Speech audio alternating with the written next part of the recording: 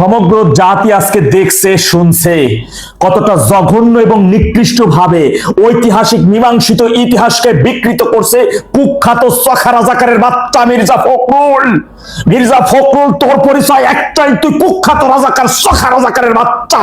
অনেকে বলবেন যথেষ্ট বয়স হয়ে গেছে এমন একজন সিনিয়র সিটিজেনকে তুই তুকারি করে বলতেছে, আরে ভাই ইতিহাসের জঘন্যতম নোংরা ভাষায় যদি আর আমি গালাগালি করি তা আমার কষ্ট দূর হবে না। ও আবার নিজের একজন বীর মুক্তিযোদ্ধা দাবি করে। আরে একজন যে সত্যিকার অর্থের যে মুক্তিযোদ্ধা, সে কিভাবে বঙ্গবন্ধুকে অস্বীকার করে? সে কিভাবে ঐতিহাসিক ইতিহাসকে বিকৃত করে? ও জানে না জিয়াউর রহমান জীবদ্দশায় কোনোদিনও বলে নাই যে আমি স্বাধীনতার ঘোষণা করছি।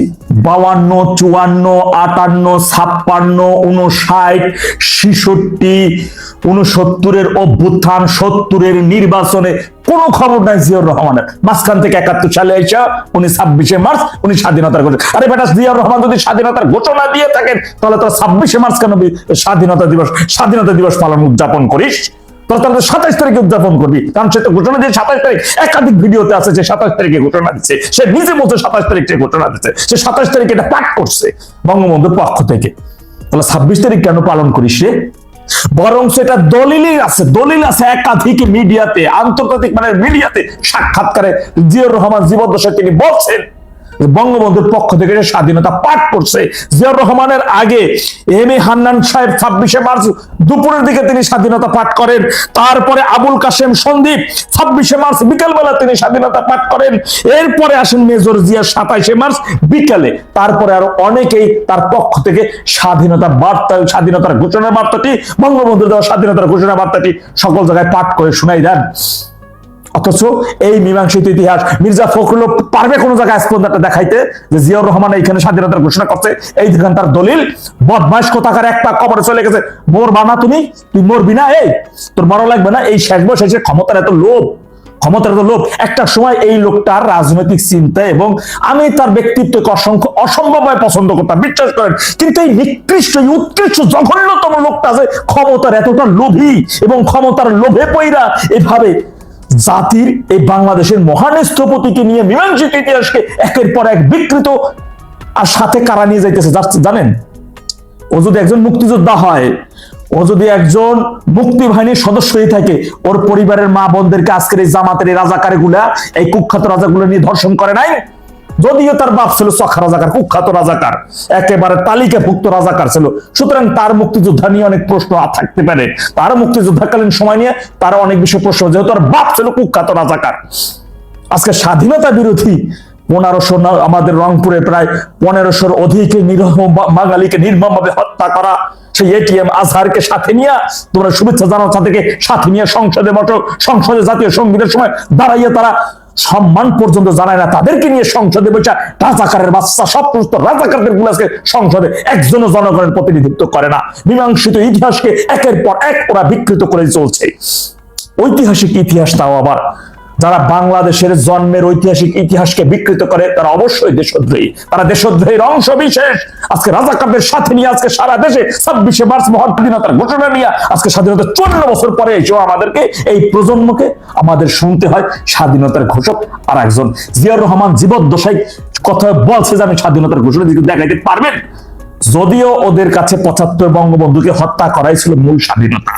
ওরা ওদের অফিসিয়াল ফেসবুক পেজে বলতেছে জিয়াউর রহমান নাকি বাংলাদেশের প্রথম রাষ্ট্রপতি, জিয়াউর রহমান নাকি বাংলাদেশের মুক্তিযোদ্ধাকালীন সেনাপ্রধান ছিল। তাহলে এম এ ওসমান গনি সাহেব কে ছিলেন? কতটা নোংরা, কতটা নিকৃষ্টতম এই বিএনপি একবার ভাবতেছেন? এরা জামাতকে সাথে নিয়ে পাকিস্তানের শিডিউল এবং ডিপ স্টেট যুক্তরাষ্ট্রের প্রেসক্রিপশন অনুযায়ী তারা ক্ষমতায় আসছে ধর্ষণমূলক ইঞ্জিনিয়ারিং কইরা। সুতরাং এই জাতিকে কখনো বাঙালি জাতি ক্ষমা করবে না, এই নিকৃষ্ট জাতিকে ক্ষমা করবে না। আজকে মির্জা ফখরুল প্রমাণ করে দিয়েছে ও শুধু একজন কুখ্যাত রাজাকার, সখা রাজাকারের বাচ্চা, ও রাজাকারের বাচ্চা রাজাকার, ও দেশদ্রোহের একজন অংশ, ও ঐতিহাসিক ইতিহাসকে বিকৃত করছে। এই নোংরা নিকৃষ্টতম মানুষটা, তুই মরবি একটা সময়, মরার পরে এর শাস্তি ভোগ করতেই হবে। আল্লাহ না মালুম দুনিয়াতে এই নিকৃষ্টতম কাজের জন্য অবশ্যই বিচার হবে ইনশাআল্লাহ একদিন এই জমিনে। আজকে পটুয়াখালীর যে বীর মুক্তিযোদ্ধারা, কুখ্যাত রাজাকার এবং জামাতের লোক যখন, জামাত নেতা যখন পটুয়াখালীতে বঙ্গবন্ধুকে নিয়ে অবমাননাকর মন্তব্য করছে, তখন বীর মুক্তিযোদ্ধা ফুসে উঠেছিলেন, অপমান করে ওই জামাত নেতাকে তুই রাজাকার বলে গালি দিয়ে ওকে বের করে দিয়েছিলেন। তাদের প্রতি স্যালুট। এই সকল প্রাণপণ যারা দেশের জন্য সত্যিকার অর্থে দেশকে ভালোবেসে যে সকল বীর মুক্তিযোদ্ধা রয়েছেন, তাদের যারা প্রজন্ম রয়েছেন ৭১ মুক্তিযুদ্ধকে ধারণ করেন, বাংলাদেশের মানচিত্র লাল সবুজের পতাকাকে যারা ধারণ করেন, তাদের উদ্দেশ্যে বলবো ভাইয়ের আমার, ঐক্যবদ্ধ হইতে হবে। ঐক্যবদ্ধ জাতিকে কেউ দাবায় রাখতে পারে না, যত বড় প্রভাবশালী ওরাই হোক না কেন, যত বড় প্রতাপশালী ওরা হোক না কেন। আজকের এই মির্জা ফখরুল্লাহ যখন কালকে ওই জামাতের ফান্দে পড়ে যখন আজকে ইতিহাসকে বিকৃত করতেছে, ওরাই আবার কালকে আপনার হাতে পায়ে ধরবে, ওরাই কালকে বলবে না ভুল করছি। যখন দেখি জাতির একজন শ্রেষ্ঠ সন্তান হিসেবে যাদেরকে সম্মান করি, যে সকল বীর মুক্তিযোদ্ধাদেরকে সম্মান করি, এই যে আখতারুজ্জামান, এই যে মির্জা ফখরুল, তারা নিজেদেরকে বীর মুক্তিযোদ্ধা বলে, আমরা জানিও তারা বীর মুক্তিযোদ্ধা, তাদেরকে সেই দিক থেকে সম্মান করি। কিন্তু যখন দেখি এরা রাজাকারের দাবিদারি করতেছে, এরা ক্ষমতার স্বার্থে বুড়ে হয়ে গেছে, এক পা কবর আর এক পা দুনিয়াতে পড়েছে মাটিতে, যে কোনো সময় কবরের ভিতরে ঢুকে যাবে, এই সময়ও টাকার এত লোভ, ক্ষমতার এত লোভে মীমাংসিত ইতিহাসকে বিকৃত করছে, তখন এদের প্রতি ঘৃণা, চরম ভাবে ঘৃণা, একেবারে দুনিয়ার সবচেয়ে জঘন্য ভাষায় এগো গালাগালি দিতে ইচ্ছা করে, জানোয়ার কতগুলা। এটাই ওদের এই আচরণ, ওদের এই কথাবার্তা প্রমাণ করে মুক্তিযোদ্ধা সারা জীবন মুক্তিযোদ্ধা থাকে না রে। এরা একটা সময় দেশদ্রোহীতে পরিণত হয়, এরা একটা সময় জাতির চরম শত্রুতে পরিণত হয়, এরা ৭১-এর চরম কুখ্যাত রাজাকারে পরিণত হয়।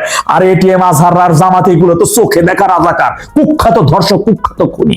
আর এইগুলো হচ্ছে উলি পোকার মতন ভিতরে থাকা, ঘরের মধ্যে থাকা, ঘরের ইঁদুরে যে বাদ কাটার মতো এইগুলো আছে, সেই এরা বিপদে পড়া মুক্তিযুদ্ধে অংশগ্রহণ করছিল। হঠাৎ করে এই গতকাল স্বাধীনতা দিবসে এনসিপির ঢাকা মহানগর দক্ষিণের আলোচনা সভায় এই সাবেক উপদেষ্টা আসিফ মাহমুদ এমন কথা বললেন, এবং আজকে কিন্তু সামাজিক যোগাযোগ মাধ্যমে এটি নিয়েই আলোচনা হচ্ছে। অনেকে আমাকেও জিজ্ঞেস করেছেন যে হঠাৎ আসিফ মাহমুদ ভুঁইয়া এই কথাগুলো কেন বললেন। তার আগে আমি একটু বলি যে আসিফ মাহমুদ ভুঁইয়া এই যে ডিপ স্টেট সংক্রান্ত যে কথাগুলো বলেছেন, আসলে কি উনি কি পুরোটাই সত্যি বলেছেন, নাকি তার নিজের মতো করে অর্ধেক সত্য বলেছেন? এটা সত্যি যে 2029 কিংবা প্রয়োজনে তার চেয়েও বেশি সময়ের জন্য এই ইন্টারিম গভর্নমেন্টকে আনা হয়েছিল। That was the initial plan. কারণ ডক্টর ইউনূস 2007-এর যখন 111-এর সরকার যখন ডক্টর ইউনূসের কাছে গিয়েছিল, ইউনূস কিন্তু বলেছিল আমাকে 10 বছরের জন্য দায়িত্ব দিতে হবে, তারা বলেছিল 2 বছর, এবং 2 বছরের জন্য কিন্তু ইউনূস দায়িত্ব নেননি। আর এবার 1.5 বছরের মাথায় ইউনূসকে দায়িত্ব ছাড়তে হয়েছে। যদি শুরুতেই ডক্টর ইউনূস জানতেন যে 1.5 বছরের জন্য তাকে দায়িত্ব নিতে হবে, আমি শিওর তিনি এই পথে হাঁটতেন না, বরং 5 বছর 10 বছর এই টোপটা তিনি গিলেছিলেন। এবং আমেরিকা যে স্ট্র্যাটেজির কথা বললেন আসিফ মাহমুদ, সেই স্ট্র্যাটেজি অনুযায়ী একটা প্ল্যান করে, এবং এটা সম্ভব ছিল যেভাবে তারা ষড়যন্ত্র করেছিল, কিন্তু এটা আলটিমেটলি হয়নি। কিন্তু আসিফ মাহমুদ ভুঁইয়া শেষ অংশে যেটা বললেন যে গণতন্ত্রের স্বার্থে তারা ডিপ স্টেটের এই শর্ত সাপেক্ষে এই যে প্রস্তাব 2029 সাল পর্যন্ত থাকার, সেটি তারা গ্রহণ করেনি, এই অংশটা ডাহা মিথ্যা। আসিফ মাহমুদ ভুঁইয়ারা 29 পর্যন্ত ক্ষমতায় কেন, ওখানে আরো 10 দিন বেশি পারলে ক্ষমতায় থাকতে চেষ্টা করতেন, কিন্তু তারা পারেননি। এখানে যেটা খুব ক্লিয়ার যে 2024 সালের জুলাই আগস্টের যে জঙ্গি অভ্যুত্থানটা হয়েছিল, এটা জামাত ছিল, সাথে শিবির ছিল, বিএনপি এটা মূল ষড়যন্ত্রে ছিল না, বিএনপি পরে যুক্ত হয়েছে, এখানে ছাত্ররা ছিল, তা এর সাথে তো বিদেশি শক্তি ছিল। এই যে ডিপ স্টেটের কথা বলেন, ডেফিনেটলি মার্কিন ডিপ স্টেট, এর সাথে আইএসআই পাকিস্তান ছিল। তো এরা অনেকটা ইন্ডিয়াকে অন্ধকারে রেখেই কিন্তু এই জঙ্গি অভ্যুত্থানটি ঘটিয়েছিল। 2024 সালের জুলাই আগস্টে পুরো ঘটনাটা ইন্ডিয়ান নলেজে ছিল না, কিন্তু পরবর্তীতে যখন এই চেঞ্জটা হলো, ডক্টর ইউনূস যখন ক্ষমতায় এলেন, তখন ডক্টর ইউনূস যেভাবে ভারত বিরোধী তৎপরতা শুরু করলেন, যেভাবে কথাবার্তা শুরু করলেন, এবং ইন্ডিয়া যখন দেখলেন যে জুলাই আগস্টে একটা জঙ্গি অভ্যুত্থান ঘটে গেছে এবং যারা ক্ষমতা এসেছে তারা ইন্ডিয়া বিরোধী, তখন কিন্তু ইন্ডিয়া তার মতো করে চাল চেলেছে। এবং তারপরে আপনারা অনেক ডেভেলপমেন্ট দেখেছেন, ভারত আমেরিকার সম্পর্কের টানাপোড়েন, আবার সম্পর্ক ঠিক হওয়া, আবার টানাপোড়েন, এই উত্থান পতনগুলো আপনারা দেখেছেন। এবং ভারত মানে একটা পর্যায়ে আমেরিকা বুঝেছে যে বাংলাদেশে তারা জুলাই আগস্টে কিছু একটা করতে পারলেও পরবর্তীতে ভারতকে অন্ধকারে রেখে বা ভারতকে মাইনাস করে তাদের পক্ষে কোনো কিছু করা খুব সহজ হবে না। সুতরাং ভারতের সাথেই আমেরিকা নেগোশিয়েট করেছে, মূলত ভারতের উদ্যোগেই তারা আমেরিকার সাথে নেগোশিয়েট করেছে এবং ভারত তখন তার চালটা চেলে এমন ব্যবস্থা করেছে যে বাংলাদেশে ওই 2029 পর্যন্ত আর ডক্টর ইউনূসের ক্ষমতায় থাকার স্বপ্নটা বাস্তবায়ন হলো না, বরং একটা দ্রুত নির্বাচন দেওয়ার চেষ্টা তারা করেছে। আর্মির মাধ্যমেও তারা একটা প্রেসার দেওয়ার চেষ্টা করেছে। এখন আর্মি বিশেষ করে ওয়াকার, সে আবার জামাতের পক্ষে, কিন্তু সে নির্বাচন চেয়েছিল কারণ সে বিশ্বাস করত যে নির্বাচন হলে জামাত ক্ষমতায় আসবে। সে ইউনূসের চাইতে ক্ষমতায় জামাতকে দেখতে বেশি আগ্রহী ছিল। আর ভারতের যেটা হয়েছে, ভারত চেষ্টা করেছে একটা ইনক্লুসিভ নির্বাচন করানোর, আওয়ামী লীগ বিএনপি সবাই মিলে একটা নির্বাচন, কিন্তু সেটা যখন কঠিন হয়ে যাচ্ছিল আমেরিকার পক্ষ থেকে, সেটা নিয়ে যখন টাফ কন্ডিশন দেওয়া হচ্ছিল এবং তারা আমেরিকা এই মুহূর্তে আওয়ামী লীগকে নির্বাচনে চাচ্ছিল না, তখন ভারত তার প্ল্যান বি খেলেছে। আওয়ামী লীগকে যেহেতু তারা নির্বাচনে আনতে পারছে না, তারা বিএনপির সাথে গোপনে নেগোশিয়েট করেছে এবং বিএনপি ক্ষমতা আসার পেছনে, এই গত ফেব্রুয়ারিতে নির্বাচন হওয়ার পেছনে, এই সব কিছুর পেছনে ভারতের একটা পজিটিভ রোল ছিল।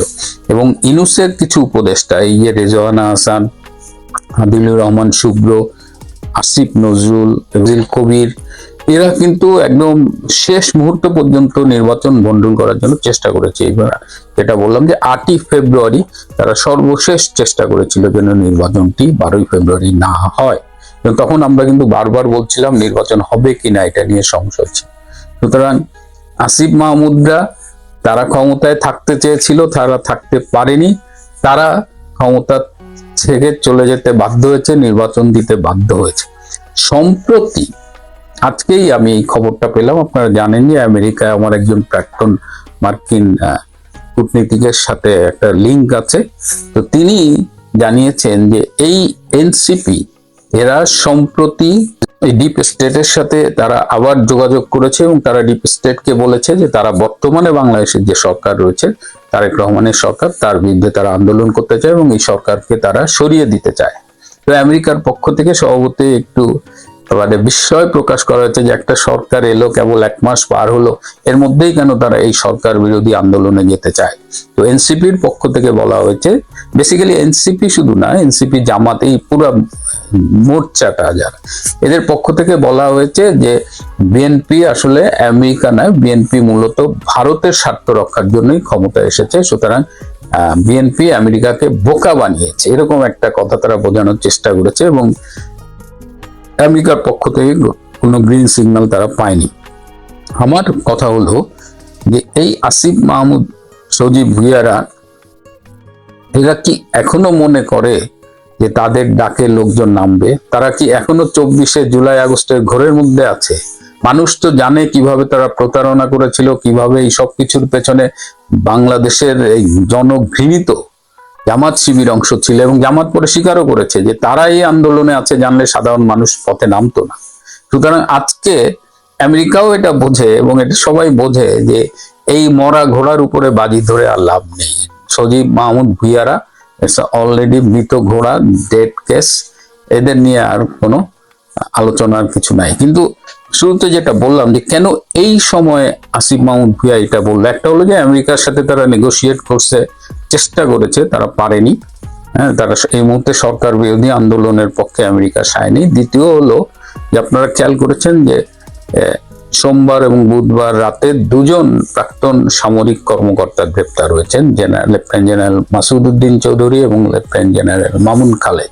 দুইজনই কিন্তু প্রভাবশালী সেনা কর্মকর্তা ছিলেন এবং তাদের অনেক ফলোয়ার কিন্তু বাংলাদেশ আর্মিতে আছে এবং দেশে বিদেশে তারা হাইলি কানেক্টেড। তো এরকম 2জন সেনা কর্মকর্তাকে কেন গ্রেপ্তার করা হলো? যতদূর জেনেছি যে তারেক রহমানের কিন্তু ইনিশিয়াল প্রায়োরিটির মধ্যে এই 111-এ কারা ছিলেন বা এই মাসুদ চৌধুরী, এই মামুন খালেদ, এদের গ্রেপ্তার করার বিষয়গুলো ছিল না। কিন্তু আর্মির ভেতর থেকে একটা অংশ, ইনক্লুডিং জেনারেল ওয়াকার খান, তারা কিন্তু তারেক রহমানকে অনেকটা প্রভাবিত করেছে এবং তারা তারেক রহমানকে ফুসলাইছে রীতিমতো যে এই সেনা কর্মকর্তাদের গ্রেপ্তার করা হোক, 111-এর কথা বলা হয়েছে, এসব বলা হয়েছে। এর মধ্য দিয়ে ওয়াকার কিন্তু আবার সেই তার অরিজিনাল গেমটা খেলতেছে। এই গ্রেপ্তারের মধ্য দিয়ে তারেক রহমানকে একটা অনাবশ্যক চ্যালেঞ্জের মুখে দাঁড় করিয়ে দিলেন এই ওয়াকার এবং এই সেনাবাহিনীর এই অংশটা, যারা তারেককে প্রভাবিত করেছে এই গ্রেপ্তারের পক্ষে। এর মধ্য দিয়ে তারেক একটা চ্যালেঞ্জে আসবে, ওদিকে এনসিপি জামাতকে দিয়ে আবার তারেকের এগেনস্টে একটা আন্দোলন দানা বাঁধার চেষ্টা করা হবে। সব মিলিয়ে তারেকের জন্য কিন্তু আগামী দিনগুলো খুব কঠিন করে তোলা হচ্ছে। এই যে একটা রাজনীতির খেলা চলছে, তারেক রহমান কি তাহলে একটা বড় ফাঁদে আটকা পড়তে যাচ্ছেন? তারেক রহমান কিন্তু আমার মনে হয় না যে খুব ভালো হ্যান্ডেল করতে পারছেন। তিনি অনেক নৌকায় পা রেখে রীতিমতো লেদায় ফেলতেছে সবকিছু। আর পাশাপাশি তো বিশ্ব রাজনীতি, বিশ্ব অর্থনীতির অবস্থাটা আপনারা দেখছেন। একটা ব্যাপক ক্রাইসিসের মধ্যে বাংলাদেশ অলরেডি পড়ে গেছে। পলিটিক্যাল ক্রাইসিস, এর বাইরে ওভারঅল একটা ক্রাইসিস, এবং বাংলাদেশের সবচেয়ে efficient, the best crisis manager যিনি ছিলেন শেখ হাসিনা, তিনি নেই। সুতরাং এই ক্রাইসিসে বাংলাদেশে কিভাবে উদ্ধার করবেন তারেক রহমান, সেটা নিয়ে কিন্তু মানুষের মধ্যে অলরেডি আলোচনা শুরু হয়ে গেছে। এবং তারেক রহমান কি আদৌ পারবেন? পাশাপাশি তাকে তো ফাঁদে আটকানোর জন্য নানামুখী তৎপরতা তার চারিপাশেই চলছে। বাংলাদেশের স্বাধীনতা দিবস, পৃথিবীর ইতিহাসে দুইটা দেশ আছে যাদের ডিক্লারেশন অফ ইন্ডিপেন্ডেন্স যে বলা হয় সেটা আছে। দুইটা দেশ, পৃথিবীতে মাত্র দুইটা দেশ, সেটা হচ্ছে এক ইউনাইটেড স্টেটস অফ আমেরিকা, আর একটা হচ্ছে বাংলাদেশ। আমরা কেন যুদ্ধে যাচ্ছি বলে যাচ্ছি এবং কি কারণে যাচ্ছি। এই যুদ্ধের যিনি নায়ক, এই মহানায়ক বঙ্গবন্ধু শেখ মুজিবুর রহমান, তাকে বাদ দিয়ে একটা দেশের যে স্বাধীনতা উদযাপন করা হলো, আমি খুব কষ্ট পেলাম। অবশ্য কষ্ট পাওয়ার কথা না, কারণ হচ্ছে যে কার কাছে আশা করবেন যারা এই স্বাধীনতা বিরোধীদের নিয়ে 2001 থেকে 2006 পর্যন্ত শাসন করেছিল, তার প্রতি না, তাদের কাছ থেকে কিছুই আশা করা যায় না। বা এই স্বাধীনতা বিরোধীদের যাদের রাজনৈতিক করার অধিকার ছিল না, যারা মুচলেখা দিয়েছিল 71 সালে যে তারা আর রাজনীতি করতে পারবে না, আমাদের সংবিধানও সেটা দিয়েছিল। পাশ্চাত্যের প্রতিটা দেশেই যে চার্চ অ্যান্ড স্টেটের সেপারেশন আছে সেইটি আমাদের সংবিধানেও ছিল, কিন্তু সেইটিকে পদদলিত করেছেন তৎকালীন জিয়াউর রহমান সাহেব। উনি মুক্তিযোদ্ধা ছিলেন, সেই জায়গাটা আমি আলোচনার বাইরে রাখতে চাই। ওনার রাজনৈতিক দর্শন নিয়ে আমি সমালোচনা করি, কিন্তু ওনার মুক্তিযুদ্ধ নিয়ে আমি সমালোচনা করি না।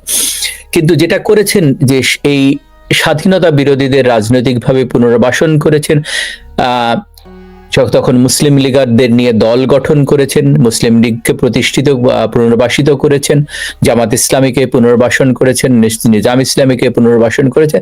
তাদের উত্থান দেখলাম গত 18, 19, 20 মাসে, যেটা দেখেছি তারই ধারাবাহিকতা দেখছিলাম। একটা জিনিস শুধু পরিবর্তন দেখেছি, সেটা হচ্ছে যে গত বছর তারা 26শে মার্চ পালন করে, এবছর পালন করেছে, এবং সেখানে বঙ্গবন্ধুকে বাদ দিয়ে জিয়াউর রহমানকে নায়ক সাজানোর চেষ্টা করা হয়েছে। কিন্তু একটা জিনিস ওনারা ভুল করেছেন, সেটা হচ্ছে যে বাংলাদেশের ইতিহাসে আমরা 52 বলেন, 54 বলেন, 62 বলেন, 69 বলেন, 70 বলেন, 71-এর 26শে মার্চ পর্যন্ত জিয়াউর রহমান যে একজন ব্যক্তি আছে সেটা বাংলাদেশের জনগণ চিনত না, তাই না, জানতো না। 27শে মার্চ উনি বঙ্গবন্ধুর পক্ষে মানে ঘোষণা পাঠ করেন। কিন্তু মজার বিষয় হচ্ছে যে অনেকেই হয়তো জানে না, এই কালুরঘাট বেতার কেন্দ্রটি ছিল মাত্র 10 কিলোওয়াট, আপনারা দেখেছেন কিনা জানি না, এবং 10 কিলোওয়াটের যে সীমারেখা তাতে ফেনী থেকেও শোনা যায় না। এবং এই ওনার যে ঘোষণাটি এরপরে আর কখনো বাজানো হয়নি, এর আগে এম এ হান্নান বঙ্গবন্ধুর পক্ষে ঘোষণা দিয়েছে। সুতরাং ইতিহাসকে বিকৃত করার যে অপপ্রয়াস সেইটা দেখলাম যে স্বাধীনতা বিরোধীরা যারা 71 সালে আমাদের বুদ্ধিজীবীদের হত্যা করছে, 30 লক্ষ লোক মানুষকে হত্যা করেছে, 2 লক্ষ মা বোনের ইজ্জত নিয়েছে, তারা স্মৃতিসৌধে গেল, তারা মোনাজাত করলো। কি মোনাজাত করলো? আমার মনে হয় মোনাজাত এটাই করলো যে তোমাদেরকে মেরেছি, আবার বাকিদেরও মারবো, তোমরা কবর আজাব পাও, মানে এই ধরনের দোয়াই করলো।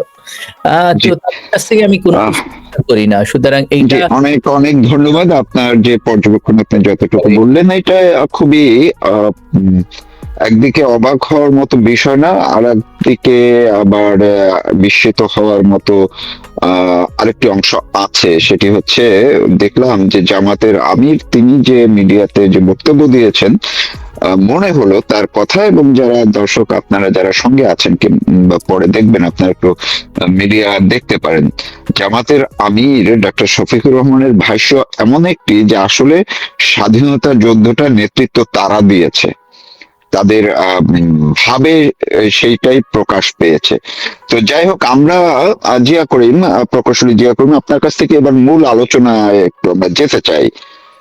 কেন জ্বালানি নিয়ে এত ভয়াবহ আশঙ্কার কথা চারদিক থেকে বলা হচ্ছে, এবং সরকারও সেই সুরেই কথা বলছে? যদিও সরকারের কোনো কোনো মন্ত্রী বলছেন আমাদের জ্বালানি সংকট নেই, এটি কৃত্রিম সংকট, কিন্তু সরকার আবার বলছে, মিটিং করে পরশুদিন তারেক রহমানের নেতৃত্বে যে বৈঠক হয়েছে, সেখানে ওই বিষয়টি খুব গুরুত্বের সঙ্গে আলোচনা করা হয়েছে।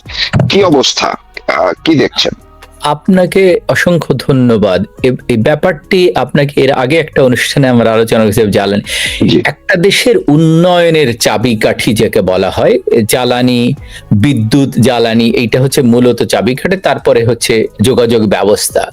আর পৃথিবীটা এখন চলে হচ্ছে এই একজনের সঙ্গে আপনার যে যোগাযোগ, আপনার সঙ্গে যে আমার যে কথা হচ্ছে এখন, এটা হচ্ছে ইন্টারনেট। সেখানেও বিদ্যুতের একটা বিরাট বিদ্যুৎ না থাকলে এগুলি কোনো কিছুই কার্যকর হবে না, চলবে না, সম্পূর্ণ বন্ধ হয়ে যাবে। সুতরাং এই জিনিসটা মাথায় রেখেই একটা দেশ এগিয়ে যায়। বঙ্গবন্ধু কন্যা এই জিনিসটা মাথায় রেখেই যখন ক্ষমতা গ্রহণ করেছিলেন, তখন এটা নিয়ে কাজ করছিলেন। এবং তারপরে দেখা গেল, আমি আগেই বলেছি, এর আগের দিনও বলেছিলাম, যে উনি যখন ক্ষমতায় নেন 3200 মেগাওয়াট ছিল, সেইখান থেকে উনি এখন যদি পিডিবির ওয়েবসাইটে দেখেন যে 29,000 মেগাওয়াট, এর বাইরে রাখা হয়েছে রূপপুর পারমাণবিক বিদ্যুৎ কেন্দ্র, মাতারবাড়ি, এবং আপনার ইয়াতে এই যেটা সুন্দরবনের কাছে যে পায়রা, এটার বাইরে। সুতরাং এটা সব আসলে প্রায় 32,000 মেগাওয়াট। সুতরাং 100 থেকে 1000-এ চলে গেছে, মানে 3200 থেকে 32,000-এ চলে গেছে। এবং এর বাইরে যদি আর একটা জিনিস দেখেন, মজার বিষয় হচ্ছে যে এই সরকারি যে জোট সরকার, বিএনপি জামাত জোট 2001 থেকে 2000 ক্ষমতায় ছিল, তখন সে সাবমেরিন কেবল যাচ্ছিল। তখন যেহেতু বাংলাদেশ তৃতীয় বিশ্বের দেশ, সেজন্য বাংলাদেশকে ফ্রি অফার করা হয়েছিল। কিন্তু তখন এই সরকার বা যা বিএনপি জামাত জোট সরকার এটা নেয়নি, যার জন্য বাংলাদেশ 50 বছর পিছিয়ে গেছে। না হলে বাংলাদেশে আরো অনেক এগিয়ে যেত, কারণ ইন্টারনেটে যে ব্যান্ডউইথটা দরকার ছিল সেটা ইজি হয়ে যেত। এবং তাতে মফস্বল বলেন, গ্রামের একজন মানুষ যে কন্টেন্ট ক্রিয়েট করে অথবা যে ফ্রিল্যান্সিং করে, তার জন্য সহজতর হতো। কিন্তু সরকারকে এটা চড়া দামে বাইরে থেকে কিনতে হচ্ছে, 1 নাম্বার। 2 নাম্বার, এখন আসেন এটা হচ্ছে বিদ্যুৎ আর জ্বালানি। কেন আমি দুইটার সঙ্গে ইন্টারলিঙ্ক? কারণ প্রচুর আমাদের ডিজেল, সব দেশেই ডিজেল ব্যবহার করা হয় বিদ্যুৎ উৎপাদনের জন্য, সেটা একটা। তারপরে আপনার গ্যাস ব্যবহার করা হয় ন্যাচারাল গ্যাসের, সেটা একটা হচ্ছে ন্যাচারাল গ্যাস সিঙ্গেল সাইকেল, আর একটা কম্বাইন সাইকেল, যেটাকে ওই গ্যাস থেকে যে হিটটা বেরোয় সেটা দিয়ে আবার একটা স্টিম টারবাইন রান করা হয়, যার জন্য ওইটা দুইটাই ব্যবহার করা। সুতরাং একটার সঙ্গে একটা কানেক্টেড। এখন বাংলাদেশে যে গ্যাস উৎপাদন হয় এবং যে অন্য গ্যাস আসে, সেখান থেকে বাংলাদেশে জ্বালানির সমস্যার, যে বিশেষ করে পেট্রোল এবং অকটেনের সমস্যার থাকার কথা না, কারণ ইটস এ বাই প্রোডাক্ট। সুতরাং এইটা বাংলাদেশেই হয়, অকটেন এবং পেট্রোলটা, এটা হওয়ার কথা না। কিন্তু মজার বিষয় হচ্ছে, আজকে যদি পত্রিকা খুলেন, পত্রিকাগুলিতে দেখতে পাবেন যে কালের কণ্ঠও বলছে যে আপনার মোটরসাইকেল চালকদের জন্য নতুন বার্তা, তেল নিতে গেলে ফুয়েল কার্ড লাগবে। তার মানে বুঝতে পারছেন যে কি অবস্থা। তার মানে এই সরকার একটা ব্যর্থ, তার মানে তাদের এই ব্যাপারে কোনো অভিজ্ঞতা নেই। এই সরকারের আমলে 2001 থেকে 2006 সাল পর্যন্ত বিদ্যুতের জন্য আন্দোলন হয়েছিল, জানেন, যেখানে মাত্র 16 কোটি মানুষ বসবাস করতো বাংলাদেশে, সেখানে 16 কোটি মানুষের ভিতর মাত্র 47% মানুষ বিদ্যুতের আওতায় ছিল। সেটাকে বঙ্গবন্ধু কন্যা নিয়ে গেছেন 100 ভাগে, এবং সেখানে জনসংখ্যা আরো 2 কোটি যোগ হয়েছে। সুতরাং এই সরকার যে ব্যর্থ সেটার পরিচয় দিয়েছেন। না হলে কেন? আপনার আরো একটা মজার বিষয় হচ্ছে যে এই সরকারের আগে যিনি ছিলেন, নোবেল লরিয়েট বলা হয়, আমি বলি মবের জনক, খুনের জনক, ধর্ষকের জনক, তিনি দেখলেন যে মানুষকে বোকা বানানোর আর একটা উপায় হচ্ছে যে আমাদের রিজার্ভ বাড়াতে হবে। তার মানে কি, আপনি আমদানি যখন না করবেন তো রিজার্ভ অটোমেটিক্যালি বেড়ে যাবে। বঙ্গবন্ধু কন্যা কি করেছিলেন জানতেন যে বাংলাদেশে একটা দুর্ভিক্ষ হয়েছিল এর আগে, সেটা অস্বীকার আমরা করছি না, কিন্তু যাতে ভবিষ্যতে এই ধরনের কোনো কার্যক্রম না হয় তার জন্য 2 বছরের খাদ্যশস্য রেখে গেছিলেন মজুদ। এর বাইরে তেল বা জ্বালানি ক্ষেত্রকে সচল রাখার জন্য উনি দীর্ঘমেয়াদী পরিকল্পনা করেছিলেন। 6 থেকে সবাই, কেউ 6 মাসের, কেউ 2 বছরের, এইগুলো রেখে যায়। উনি যেটা করেছেন যে সমস্ত রিজার্ভ থেকে মানে আমাদের যে মজুদ ছিল, 2টা মজুদ ছিল, সেইখান থেকে খরচগুলি করে ফেলেছেন।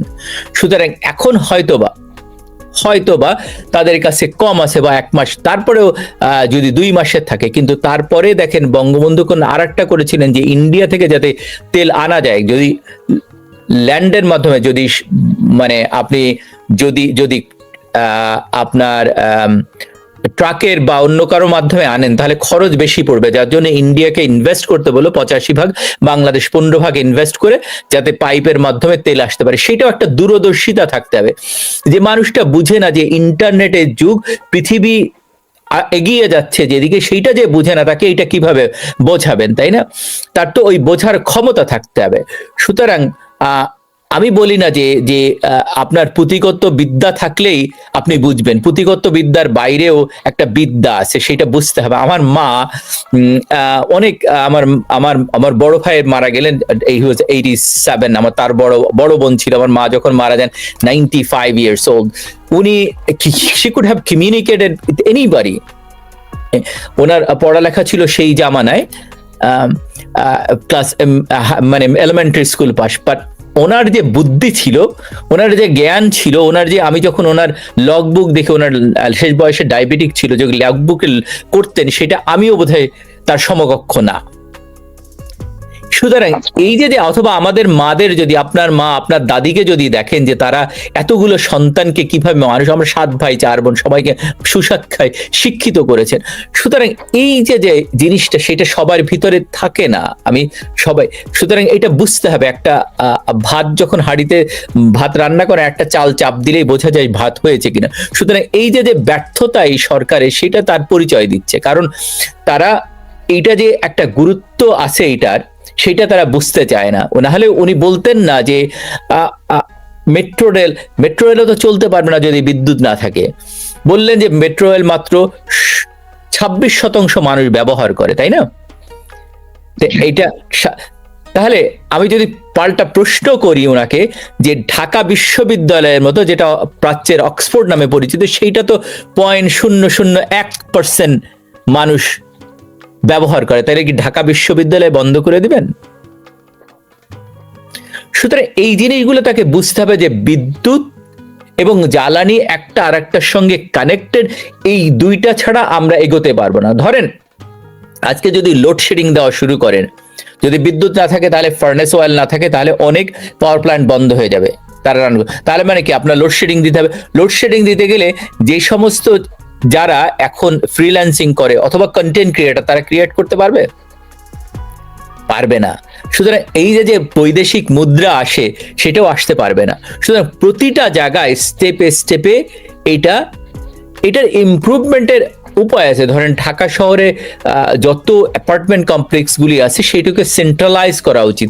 যে এই যে উইন্ডো এয়ার কন্ডিশন, আমি সম্পূর্ণ বিপক্ষে এই উইন্ডো এয়ার কন্ডিশনের, কারণ ইট ডিসিপেট হিট, প্লাস এটা কনজিউম মোর এনার্জি। সুতরাং এটারও একটা সলিউশন আছে, এটা দীর্ঘ আলোচনা হতে পারে, আমি যদি দরকার হয় এরপরে আলোচনা করব। কিন্তু এই সরকার যে ব্যর্থ, সেটার পরিচয় দিলেন। না হলে এই রেশনিং কেন হবে? প্রতিটা পেট্রোল পাম্পে যান, কোথাও অকটেন নেই, পেট্রোল নেই, কেন? এটা তো আমাদের দেশেই হওয়ার কথা।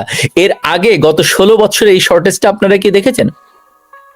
তার মানে একজন যে বিদুষী নারী যিনি দেশটা শাসন করলেন, তার দূরদর্শিতার প্রশংসা না করে উল্টা আপনারা তাকে ফ্যাসিস্ট বলছেন।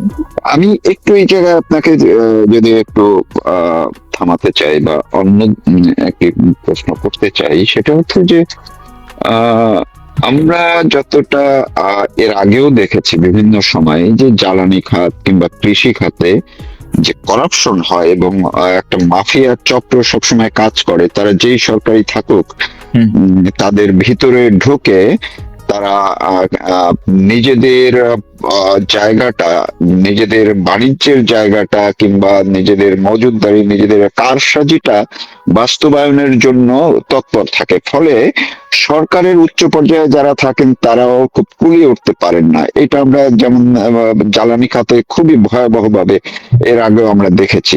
তা আপনার কাছে কি মনে হয় যে যতটা ইরান যুদ্ধের প্রভাবে সংকট তৈরি হচ্ছে বা হয়েছে কিংবা আশঙ্কা দেখা দিচ্ছে, এই সুযোগটা কি এই মাফিয়া চক্র নিচ্ছে কিনা, সেটা কিভাবে নিলে কিভাবে নিয়ে থাকে? আচ্ছা, ইরান যুদ্ধের ডেফিনেটলি এফেক্ট আছে, কিন্তু আমরা তো ইন্ডিয়া থেকে তেল পাচ্ছি, তাই না? আর আমাদের মজুদ থাকার কথা, আর বললাম আমাদের গ্যাস আছে, সেখান থেকে অকটেন এবং পেট্রোলটা আসছে। সুতরাং এই যে মাফিয়া যদি থাকে, তাহলে বলতে হবে যে আমার ব্যর্থতা, আমি যিনি সরকার প্রধান, যিনি সরকার চালাবেন, তাকে তো এই ব্যাপারগুলি বুঝতে হবে। তথ্যমন্ত্রী বলেছেন সিন্ডিকেটের কথা, যে এগুলা সিন্ডিকেট বললে হবে না, সেইটাকে ধরেন আমি একটা উদাহরণ দিই। আপনি ঢাকা বিশ্ববিদ্যালয়ের ছাত্র ছিলেন, তাই তো? আমি ঢাকা ইউনিভার্সিটি ল্যাবরেটরি স্কুলের ছাত্র ছিলাম। তো আমাদের প্রিন্সিপাল ছিলেন রাজিয়া মতিন চৌধুরী, মতিন চৌধুরীর ওয়াইফ। তো আমি যখন ইন্টারমিডিয়েট পড়ি, তখন এরশাদের শাসন আমল। আমরা কোনোদিন সমস্ত স্কুল কলেজে শুনেছি যে অনেক স্কুল কলেজে সেনাবাহিনী গিয়েছে, আমাদের স্কুলে কখনো ঢুকতে পারেনি, সাহস পায়নি। কারণ ওইটা নেতৃত্বে কে আছে সেটার উপর নির্ভর করে। আপনার প্রতিষ্ঠান কিভাবে চলবে বা আপনার সরকার কিভাবে চলবে, সেটা সরকার প্রধানকে নির্ধারণ করতে হবে। সেই সরকার প্রধান যদি সঠিক সিদ্ধান্ত না দিতে পারে, না জানে, তাহলে তো আপনি সরকার চালাতে পারবেন না। আপনাকে দেখতে হবে যে এর আগে যে সরকার ছিল বা বঙ্গবন্ধু কন্যা যে চালিয়েছেন, তাই না, তখন এই সমস্যা কেন হয়নি? তখন কি সিন্ডিকেট ছিল না? ডেফিনেটলি ছিল।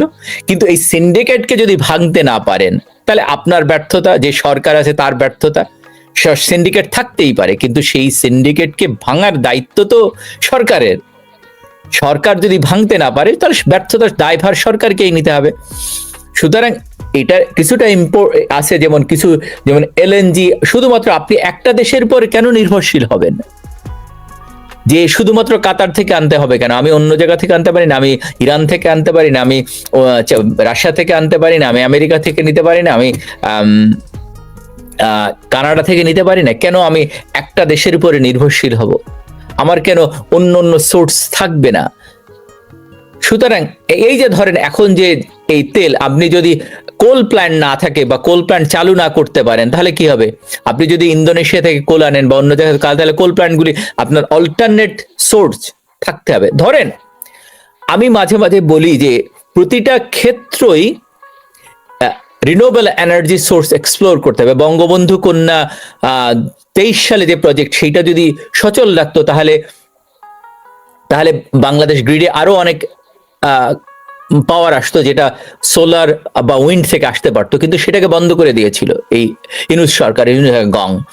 সুতরাং এই জিনিসটা তো বুঝতে হবে। ধরেন আমাদের দেশে, প্রতিটা দেশে এখন জিওথার্মাল চলছে।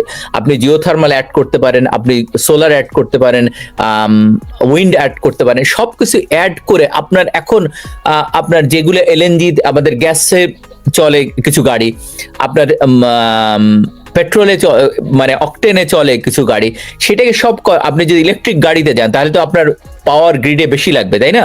সেটা কিভাবে পাবেন?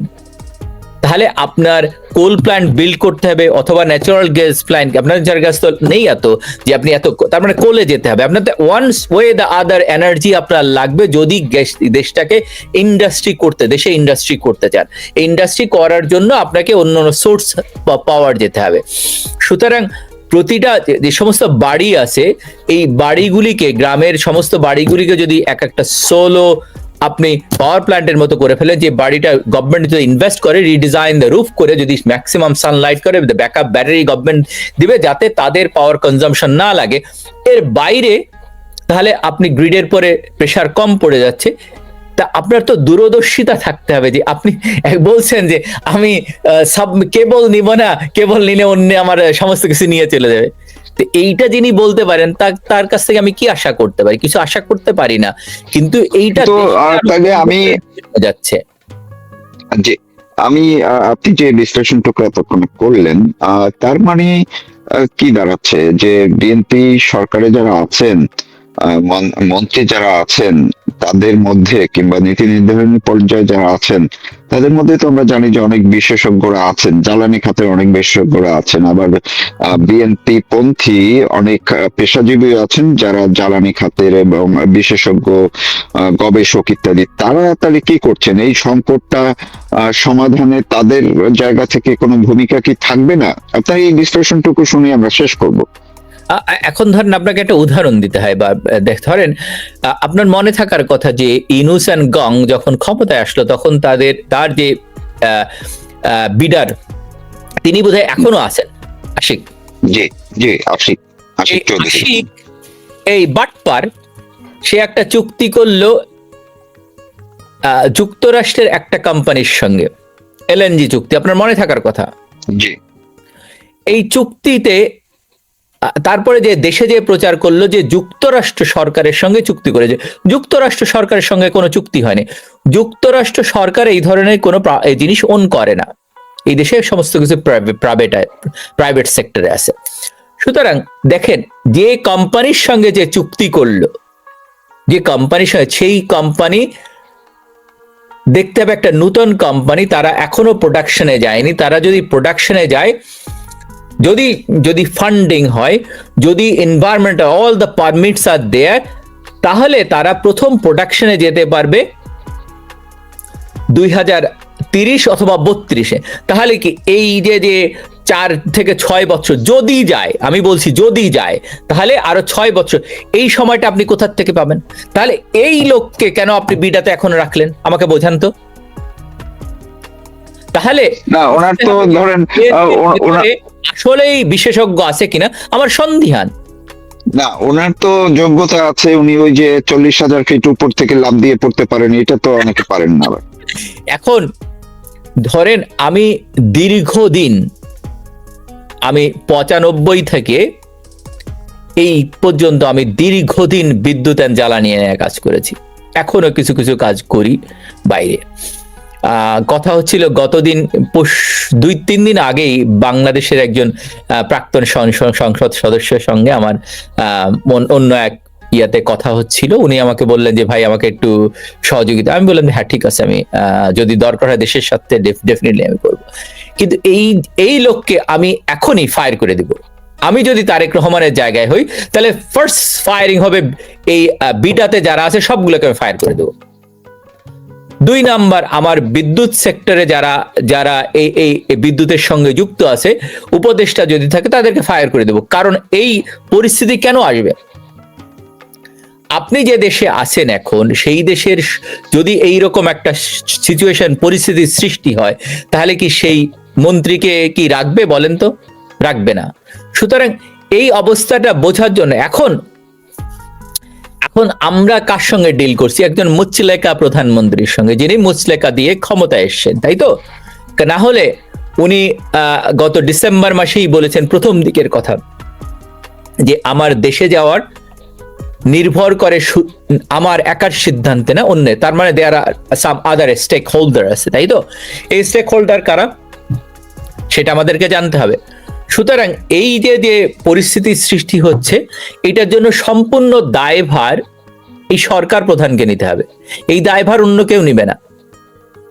জি, অনেক ধন্যবাদ। এবং যখন এটা তো দেখেন অনেক চুক্তি হয়েছে, এই চুক্তিতে তারা সম্মতি দিয়েছে ক্ষমতায় যাওয়ার জন্য, তার মানে আপোষ করেছে। মাঝে মাঝে এই এই বিএনপি একটা ন্যারেটিভ দেওয়ার করে আপোষহীন। আমি কিছু মাঝে মাঝে বলি, মাঝে মাঝে প্রসঙ্গ এসে যায় বলে ফেলতেছি, যে একজন মানুষ আপনি দেখবেন তারেক রহমানের একটা সাক্ষাৎকার আছে 81 সালে ওনার বাবা যখন মারা যান, যে ওনার বাবার পুরনো প্যান্ট কেটে ওনাকে প্যান্ট বানিয়ে দিয়েছেন, আছে না, দেখেছেন বোধহয়? জি জি, ওকে, গেঞ্জি ছেঁড়া, গেঞ্জি ছেঁড়া, সুটকেসের মধ্যে ছেঁড়া গেঞ্জি। সেই ব্যক্তি কিভাবে কোকো 1, কোকো 2, কোকো 3 স্টিমার না বলো, সেই ব্যক্তি কিভাবে এক বাড়ি এতগুলো বাড়ি 1 টাকা। সুতরাং এইগুলো পাওয়ার জন্যই বাবা হত্যার কোনো বিচার চায়নি, তার মানে আপোষ করেছেন, তাই না? আবার নিজের জীবন বাঁচানোর জন্য সরকারের সঙ্গে চুক্তিবদ্ধ হয়েছেন, তিনি কোনোদিন রাজনীতি করবেন না। তাহলে তার কাছ থেকে আপনি কি আশা করতে পারেন? এই ধরনের কোনো প্রকল্প আশা করতে পারেন? এই প্রকল্প, যে কোনো একটা এরকম বড় কোনো প্রজেক্ট হাতে নেওয়ার জন্য বুকের পাটায় অনেক সাহস লাগে। এই সাহস সবার ভিতরে থাকে না। এই সাহসের জন্য, এই সাহস ছিল বঙ্গবন্ধুর, এই সাহস ছিল বঙ্গবন্ধু কন্যার। না হলে পদ্মা সেতুর মতো একটা প্রজেক্ট হাতে নেওয়া, মেগা প্রজেক্ট হাতে নেওয়া, মেট্রো রেলের মতো একটা প্রজেক্ট হাতে নেওয়া, কর্ণফুলী টানেল বলেন, এই যে ফ্লাইওভার গুলি হয়েছে, উনি তো দেশে ছিলেন না 17 বৎসর, দেশের বাইরে ছিলেন। উনি কি আহরণ, জ্ঞান আহরণ, মানুষ তো জ্ঞান আহরণ করে।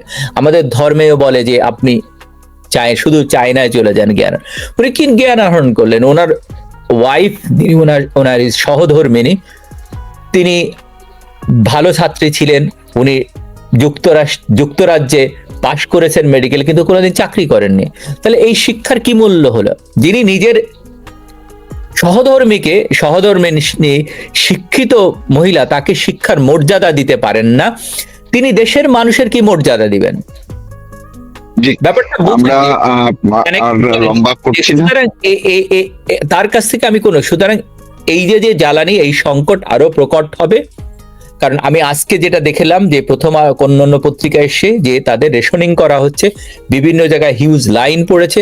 ঢাকা শহরে সমস্ত বাস চলে গেছে। আপনার তো ঢাকা শহর খালি থাকে, তাই না, এই ঈদের সময়, তাই না? তখন তাহলে ঢাকা শহরে পেট্রোল পাম্পে লাইন হবে কেন বলেন তো আমাকে? একটা যুক্তিসঙ্গত আপনার কাছে মনে হয়? যে যেখানে ঢাকা শহরের ম্যাক্সিমাম মানুষ, সবাই বলে যে যদি ঢাকা শহরকে ভিজিট করতে চাও তাহলে ঈদের সময় যাও, কারণ মানুষ ঢাকার বাইরে চলে যাবে, তাই তো? তাহলে ঢাকা শহর তো ফাঁকা, তাহলে সেই ফাঁকা অবস্থায় কেন পেট্রোল পাম্পে লাইন হবে? আমায় বোঝান তো।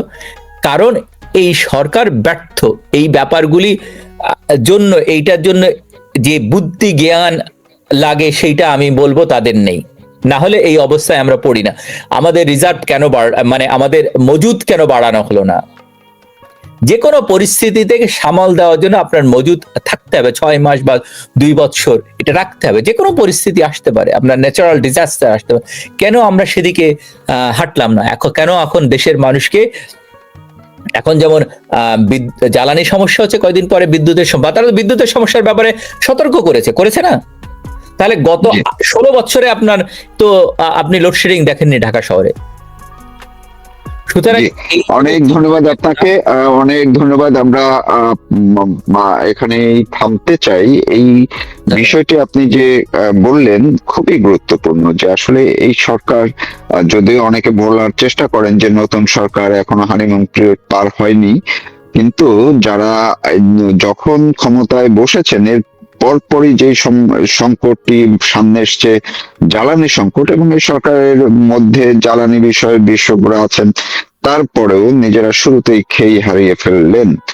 সুতরাং সামনে পরিস্থিতি আসলে কতটা ভয়াবহ হবে সেটি দেখার অপেক্ষায় থাকতে হবে। যেই বিশ্লেষণটুকু প্রকৌশলী জিয়া করিম করলেন, আপনারা দর্শক একটু তার কথাগুলো মনোযোগ সহকারে শুনে বোঝার চেষ্টা করবেন যে আসলে ভিতরে যদি শুধু দক্ষতা সততা থাকলেই হয় না, ভালো পরিকল্পনা প্রণয়নের জন্য যে আলাদা করে কিছু দক্ষতা দরকার, সেটি আসলে এই সরকার এখনো দেখাতে পারেনি, এবং এই জ্বালানি খাতে তারা মোটেই সেটি পারছে না। ফলে তিনি বারবারই বলেছেন ব্যর্থতার কথা। আমরা চাই যাই হোক, সরকার যাই করুক বা না করুক, অন্তত পক্ষে নতুন কিছু পরিকল্পনা নিয়ে বাংলাদেশের মানুষকে রক্ষার জন্য জ্বালানি খাতে জ্বালানি সংকট মোকাবেলায় ভালো কিছু পদক্ষেপ হবে, এইটা আমরা অন্তত পক্ষে আশা করি। কতটা সফল করতে পারবে সরকার, সেটি কিন্তু জিয়া